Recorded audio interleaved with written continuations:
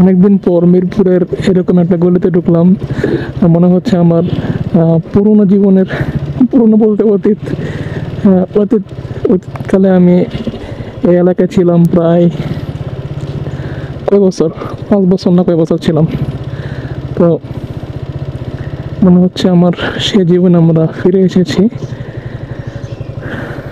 জীবনটা আসলে সময়ের সঙ্গে সঙ্গে পরিবর্তন হয়।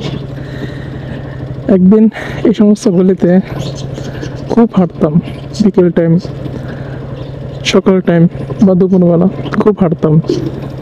আর আজকে এই সমস্ত গলিতে বাইক নিয়ে ঘুরতেছি।